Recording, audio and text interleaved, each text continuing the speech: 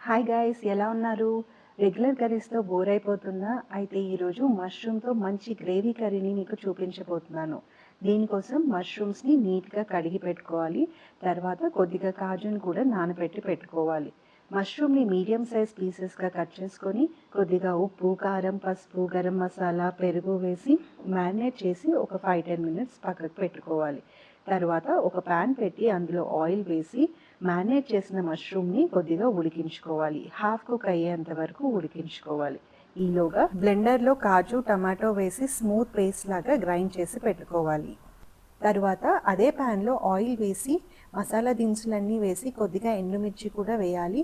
Onions వేసి వేయించుకోవాలి. ఆనియన్స్ని కొంచెం సాల్ట్ వేసి మెత్తగా మగ్గించుకోవాలి. ఆ తర్వాత కొద్దిగా అల్లం వెల్లుల్లి పేస్ట్, పసుపు వేసి వేయించుకోవాలి. ఆనియన్స్ మెత్తపడ్డాక కాజు, టమాటో పేస్ట్ వేసి ఒక 5 మినిట్స్ వరకు ఉడికించుకోవాలి. మసాలా బాగా కుక్ అయ్యి ఆయిల్ పైకి తేలుతుండగా ముందుగా కుక్ చేసి పెట్టుకున్న మష్రూమ్స్ని వేసి కలుపుకోవాలి. తరువాత టేస్ట్కి తగ్గట్టుగా సాల్ట్ అండ్ కారం యాడ్ చేసుకోవాలి. అందులోనే కొద్దిగా చికెన్ మసాలా, గరం మసాలాని యాడ్ చేసి బాగా కలుపుకోవాలి. ఫైనల్గా కొద్దిగా కసూరి మేతి, కొత్తిమీరను వేసి గార్నిష్ చేసుకోవాలి. అంతే అండి, వేడి వేడి కాజు మష్రూమ్ మసాలా కర్రీ రెడీ. ఈ కర్రీ రైస్తో అయినా రోటీతో అయినా చాలా బాగుంటుంది. మీరు కూడా ఒక్కసారి ట్రై చేసి చూడండి, తప్పకుండా ఎంజాయ్ చేస్తారు.